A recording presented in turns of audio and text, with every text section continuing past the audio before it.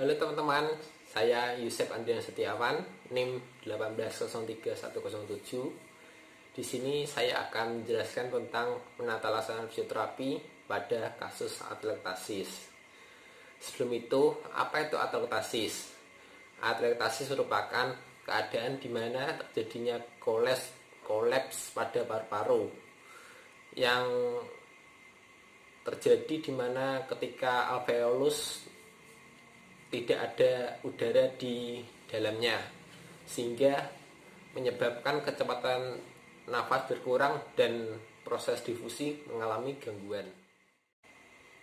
Yang kedua, untuk etiologi atelektasis atau penyebab atelektasis dapat dibedakan menjadi obstruktif dan non-obstruktif. Obstruktif adalah penyumbatan di daerah alveolus. Penyumbatan itu disebabkan oleh saluran pernafasan yang lebih kecil, atau adanya gumpalan lendir, adanya tumor, adanya benda asing yang ada di dalam bronkus. Terus untuk yang non-obstruktif itu merupakan penyebab atelektasis yang disebabkan oleh penyakit-penyakit lain seperti penyakit paru-paru, pneumotoraks, tumor, kelenjar getah bening, pembiusan atau pembedahan, tirah baring jangka panjang, atau pernafasan yang terlalu dangkal atau terlalu pendek, dan lain-lain. Dan yang ketiga yaitu perjalanan penyakit atelektasis atau patofisiologi atelektasis. Atelektasis dapat terjadi akibat tekanan pada jaringan paru yang menghambat ekspansi normal saat inspirasi, dan mekanisme ini disebut atelektasis tekanan.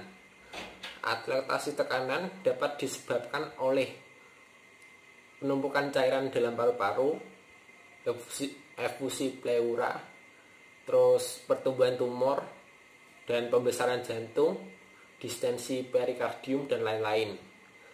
Atelektasis yang disebabkan oleh tekanan sering ditemukan pada pasien dengan efusi pleura atau gagal jantung atau infeksi pleura. Atelektasis juga sering menjadi salah satu tanda utama tumor bronkiolus.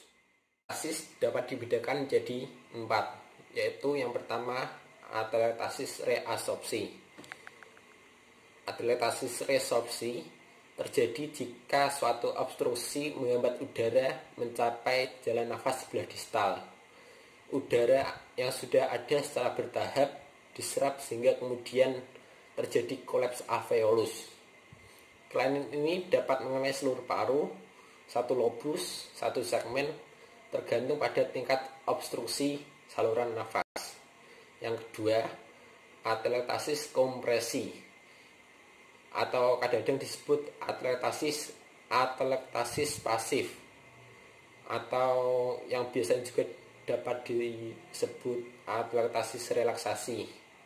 Biasanya berkaitan dengan penimbunan cairan darah atau udara di dalam rongga pleura.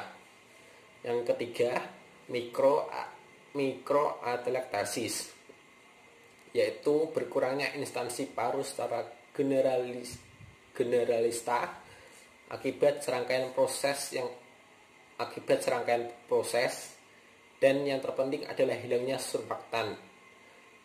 Surfaktan itu adalah merupakan zat yang melapisi kantong udara alveolus atau kantong udara untuk melindungi alveolus dalam paru-paru. Yang keempat, atelektasis kontraksi. Atelektasis kontraksi terjadi jika fibrosis lokal atau generalisata di paru atau pleura menghambat ekspansi dan meningkatkan recoil elastik sewaktu expirasi.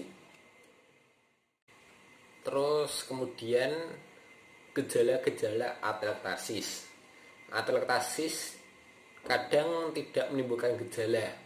Gejala-gejala yang umum terjadi pada penderita atelektasis yaitu nyeri dada, batuk, penurunan bunyi nafas, dyspnea atau sesak nafas, takikardi, atau frekuensi jantung yang berdetak di atas normal, atau suhu tubuh yang meningkat secara tidak teratur, atau demam.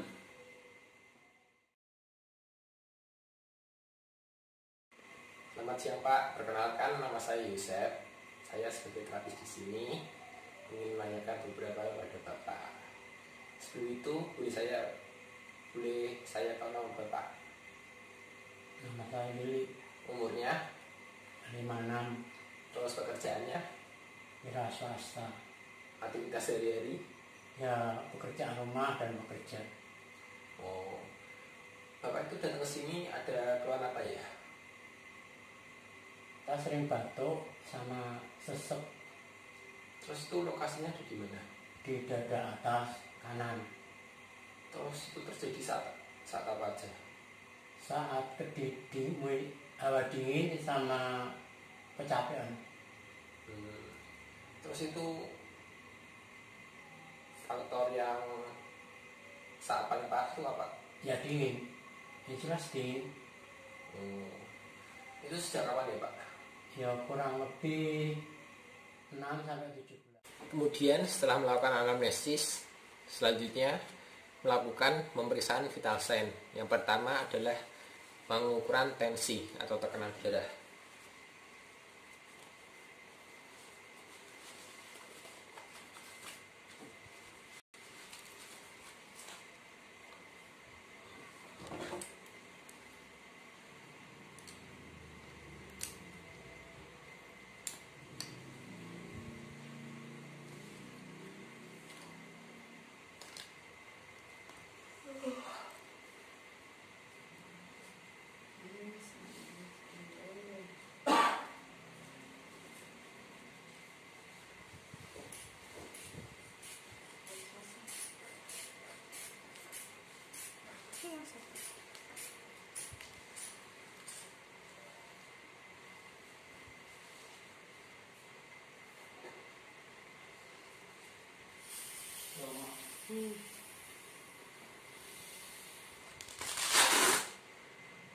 Selanjutnya ada pemeriksaan denyut nadi.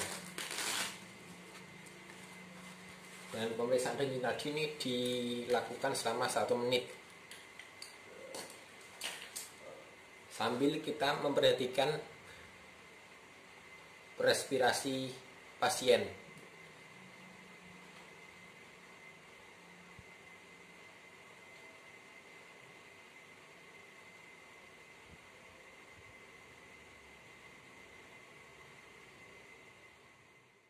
Kemudian setelah pemeriksaan vital sign ada pemeriksaan khusus, yaitu palpasi. Palpasi bertujuan untuk mengevaluasi pengembangan ekspansi torak pada pasien, dan dilakukan pada 3 bagian, yaitu apikal, middle, dan lower. Yang pertama yaitu apikal. Kita taruh kedua tangan ini pada dada atas pasien. Kemudian kita minta pasien untuk menarik nafas dan menghembuskannya secara dalam.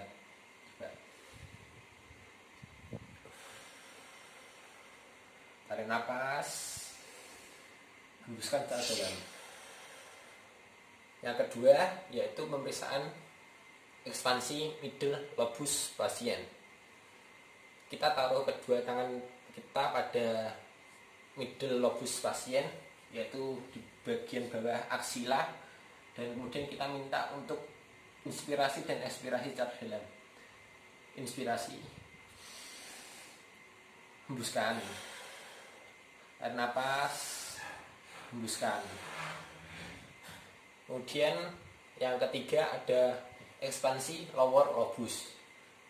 Kita taruh kedua tangan kita pada bagian diafragma, dan kemudian kita minta inspirasi dan ekspirasi secara dalam juga. Hembuskan, tarik napas, hembuskan, tarik napas, hembuskan. Pemeriksaan khusus selanjutnya ada auskultasi. Auskultasi yaitu kita itu mendengarkan hembusan nafas pasien dengan menggunakan stetoskop. Pertama, kita taruh stetoskop di bagian apikal paru-paru pasien. Dan kita minta untuk pasien inspirasi dan ekspirasi. Tarik nafas, hembuskan. Tarik nafas, hembuskan. Kemudian bagian lauk middle kita juga minta untuk inspirasi dan ekspirasi. Tarik nafas, hembuskan. Tarik nafas, hembuskan. Kemudian bagian lower kita juga minta untuk inspirasi dan kita taruh stetoskop ini di daerah diafragma. Tarik nafas, hembuskan. Tarik nafas, hembuskan.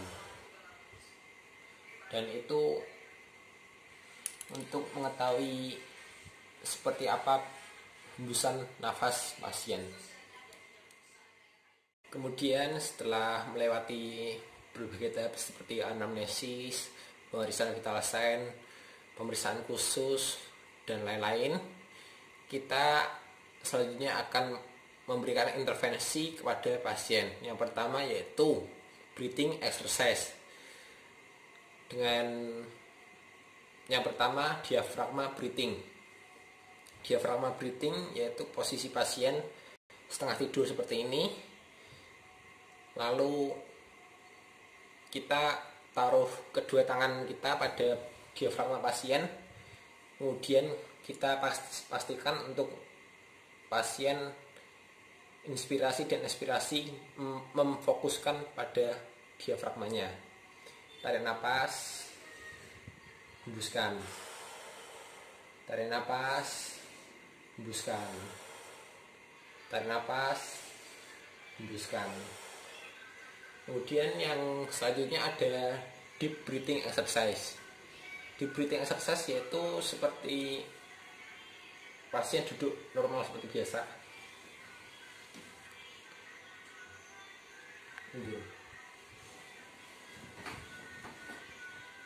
Kemudian kita minta untuk tarik napas secara panjang dan menghembuskannya seperti meniup lilin. Dan sebelumnya kita berikan contoh terlebih dahulu seperti ini.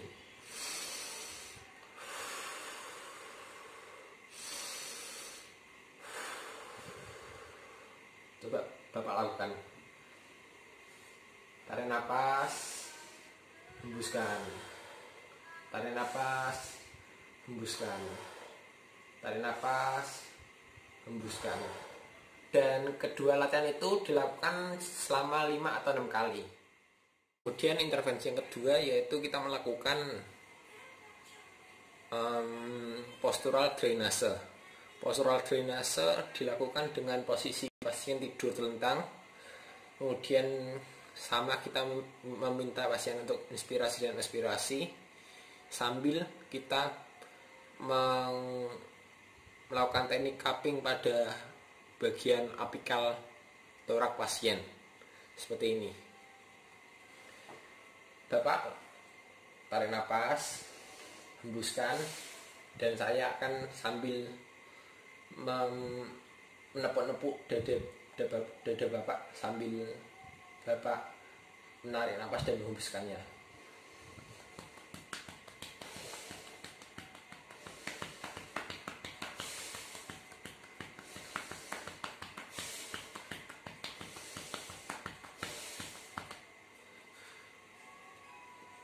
Latihan ini atau intervensi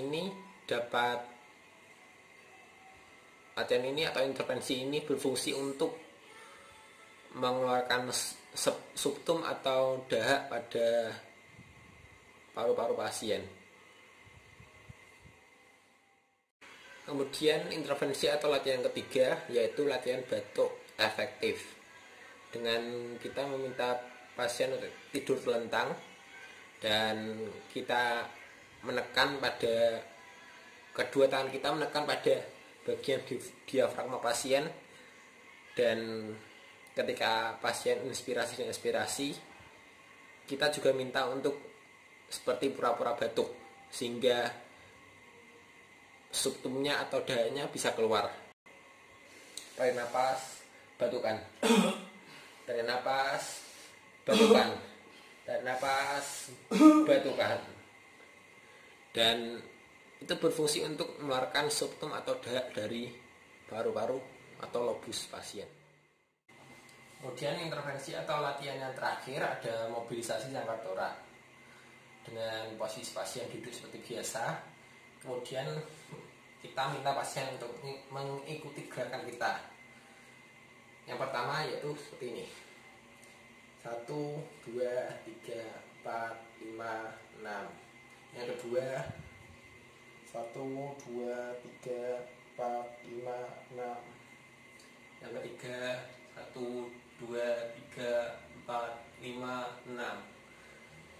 Yang keempat 1, 2, 3, 4, 5, 6. Dan latihan itu berfungsi untuk otot-ototnya agar menjadi rileks, atau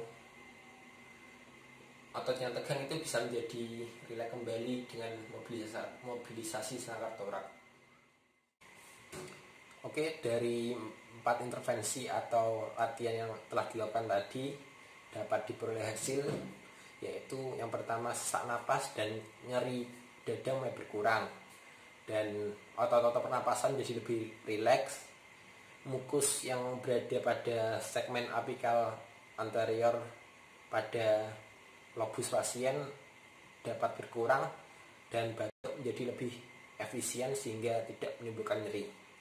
Dan sekian dari presentasi saya, atau sekian dari penatasan fisioterapi saya. Saya ucapkan terima kasih. Mohon maaf bila ada kesalahan kata atau pengucapan kalimat yang tidak berkenan atau salah. Saya mohon maaf dan terima kasih. Jangan lupa like, comment, dan subscribe. Bye.